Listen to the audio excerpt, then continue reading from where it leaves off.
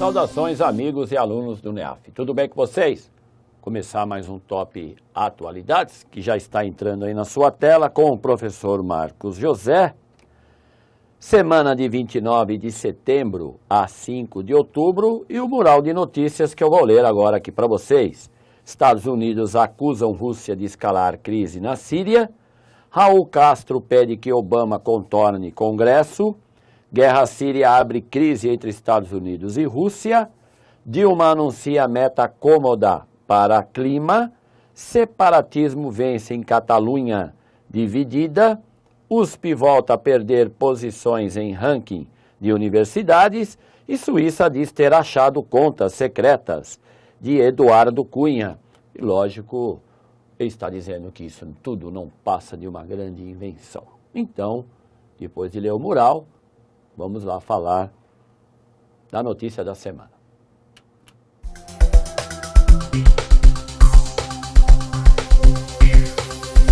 Então, como destaque da semana, nós vamos ter aí: Estados Unidos acusam Rússia de escalar crise na Síria. E lógico, candidato e candidata tem que tomar cuidado, porque falou de Oriente Médio, você já sabe, aí existe uma série de complicações. E principalmente em se tratando da Síria, esse país que vem atravessando uma guerra interna, né, uma guerra civil, desde 2011, lá com a tal da Primavera Árabe, que derrubou lá os ditadores do Egito, né, o Mubarak, que derrubou o Gaddafi na Líbia. Então, mas o senhor Bashar al-Assad não cai. E não cai por quê? Tem apoio da Rússia, tem apoio da China, dois importantes membros do Conselho de Segurança Permanente da ONU. Então eu preparei aqui um materialzinho que eu vou discutir com vocês e depois eu retorno aqui para passar os slides, tá bom? Vamos lá comigo. Olha, então estamos aqui, Estados Unidos e Rússia, crise síria. E aí eu fiz esse painel para que você entenda melhor qual é a posição das duas superpotências. A gente fala até superpotência porque isso lembra lá atrás, antes de 1991, onde faliu a ex-União Soviética, falávamos isso em sala de aulas, duas superpotências, a Guerra Fria, aquela coisa toda. Então, a imprensa tem tratado esse conflito entre os interesses dos Estados Unidos, do senhor Barack Obama, e da Rússia, do senhor Vladimir Putin, como uma Guerra Fria. Só que, lógico, Guerra Fria já acabou, mas em se tratando das duas potências, é legal tratar, às vezes, isso como Guerra Fria. Então, vem aqui comigo, que eu tenho o seguinte, ó, Estados Unidos, Rússia. Qual é a posição americana em relação ao Estado Islâmico? Claro, ele deve ser destruído, ok? A mesma coisa pensa a Rússia. Sim, o Estado Islâmico tem que ser destruído. Regime sírio do senhor ditador Bashar al-Assad. Para Estados Unidos, o cara tem que ser derrubado. Para a Rússia, deve ser mantido. Aliados. Quem apoia os interesses dos Estados Unidos na Síria? Quem apoia os interesses de Vladimir Putin na Síria? França, Reino Unido, Catar, Arábia Saudita e Turquia. Lembrando, vamos lá, lembrando que a OTAN, que é o braço armado ali da Europa e Estados Unidos, isso vem lá da Guerra Fria, que ainda existe, a Organização do Tratado do Atlântico Norte, a OTAN, França, Reino Unido e Turquia fazem parte, hein? Isso é importante. Já quem é o aliado aqui, opa, faltou um tio aqui, da Rússia, do senhor Vladimir Putin? O Irã, importante lembrar, né, o Irã que tem esse programa nuclear, que eu já tenho falado aqui para você. O Hezbollah, e quem é o Hezbollah? Isso, o Hezbollah é um grupo que Israel, Estados Unidos e Europa consideram como terrorista. Eles ficam ali, controlam o sul do Líbano e, como o Irã, eles são xiitas. Cuidado, hein? Ó, xiitas. O governo do Bashar al-Assad é xiita. Agora, você não pode esquecer que o Estado Islâmico é sunitas. E se você não sabe ainda qual é a diferença entre xiitas e sunitas, está esperando o quê para fazer uma pesquisa para colocar isso de vez bem claro na sua cabecinha, não é? Então, e a China, que é outro membro importante do Conselho, vamos fazer um C aqui mais decente, Conselho de Segurança da ONU Permanente. Estados Unidos, Rússia, China, Reino Unido e França, ó. França, tá vendo? Outros membros do Conselho de Segurança da ONU Permanente, porque tem o rotativo também. E, finalmente, quais são as justificativas? E aí eu peço aqui uma atenção especial para você, candidato. Para o governo Obama, o ideal, né, por como justificar os ataques ao Estado Islâmico na Síria e também a derrubada do governo sírio, é conter o avanço do terrorismo aonde? No Oriente Médio. Então está aí justificado. Obama vai ao Congresso, Obama vai ao povo americano, ao eleitor americano e diz, ó, estou gastando esse dinheiro todo lá, porque estou combatendo o avanço do terrorismo no Oriente Médio. Para o senhor Vladimir Putin, segurança nacional, isso é guerra preventiva. Peraí, como assim? A Rússia está lá na ponta da Ásia, no norte da Ásia, enquanto que o Estado Islâmico está no Oriente Médio. Como é que pode o Estado Islâmico ameaçar a segurança nacional da tão poderosa Rússia? Pode sim. Por quê? E aí eu vou justificar aqui, né? Não que eu sou amicíssimo do senhor Vladimir Putin, mas vamos lá. Lá em 2001, depois do 11 de setembro, o ex-presidente, né, George W. Bush justificou os ataques no Afeganistão e depois no Iraque, chamou isso de guerra preventiva como doutrina Bush. E isso é uma guerra preventiva. Para evitar que os Estados Unidos voltassem a ser atacados, os americanos invadiram o Afeganistão e o Iraque. Está fazendo, usando da mesma estratégia, o senhor Vladimir Putin. E aí, isso é interessante, porque a turminha aqui desse lado não pode acusar o senhor Vladimir Putin de estar mentindo, estar cometendo um equívoco. Por quê?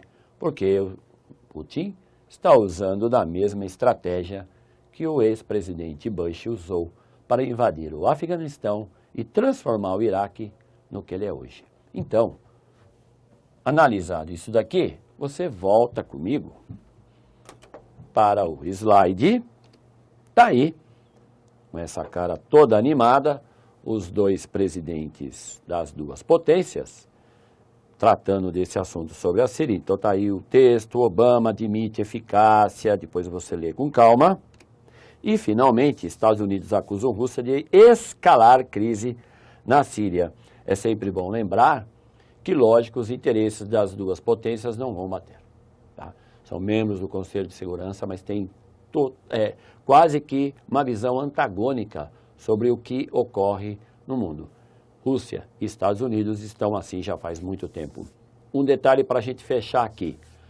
Vladimir Putin já deixou claro que quer sim colocar a Rússia no cenário internacional como uma potência não periférica, mas central, porque ele sabe que a Rússia tem perdido espaço para a China e também para os Estados Unidos.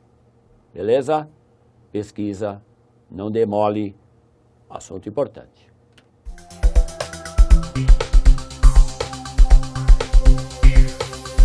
Continuando o Top Atualidades, de 29 de setembro a 5 de outubro.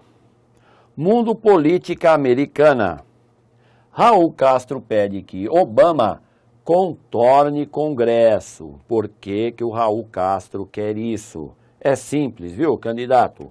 O Congresso dos Estados Unidos, deputados federais e senadores, são, na sua maioria, oposição a Obama. E lógico que o Congresso tem criado dificuldades para que Estados Unidos, Obama,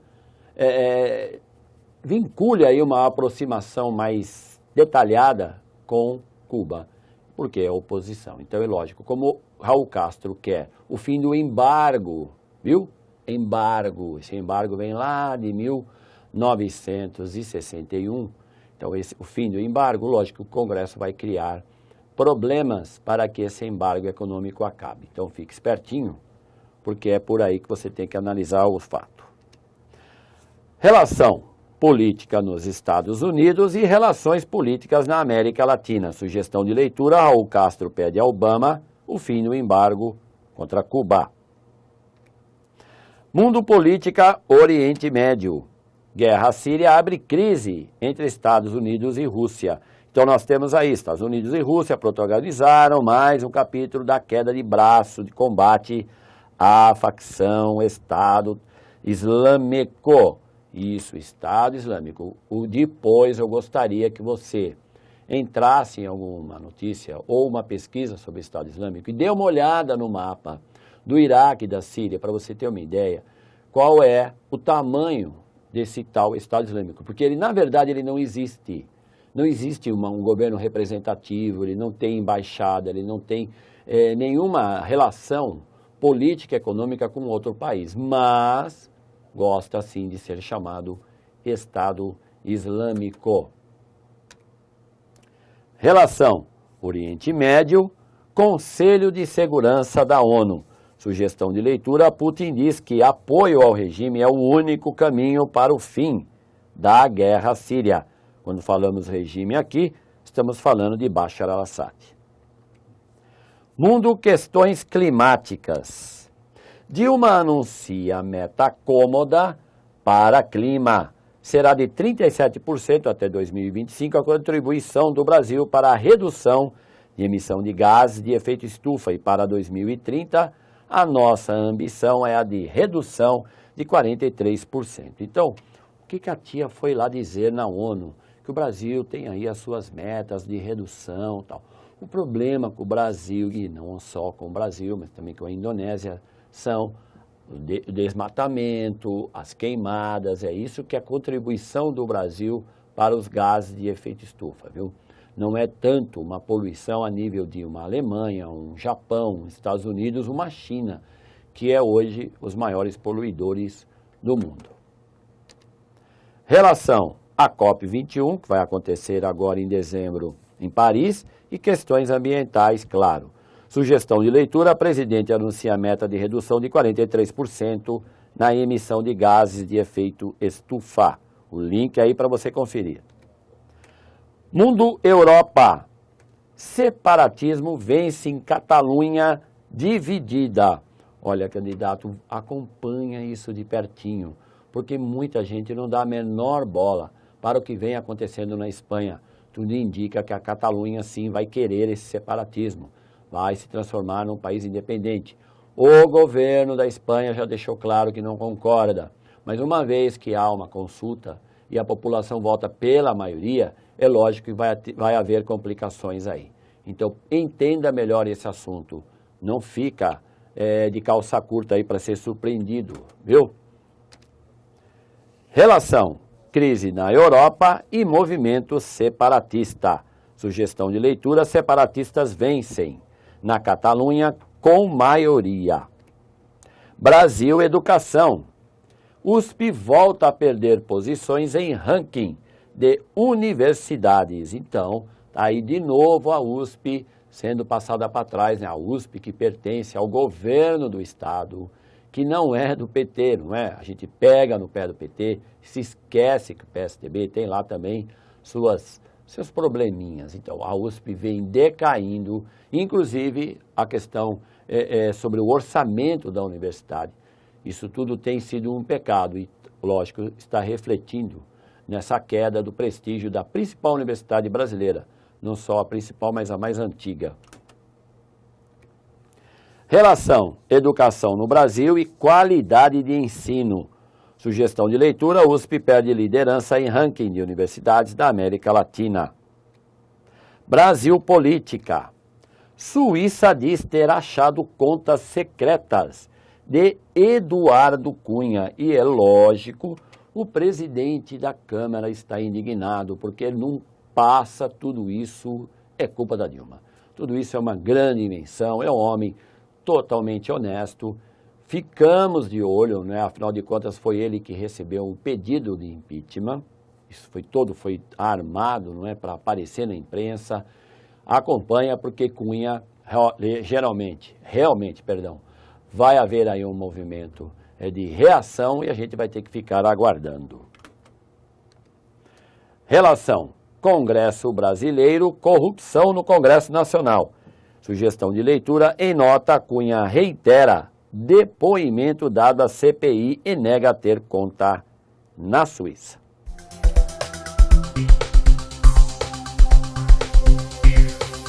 E vamos à resposta do desafio da semana passada.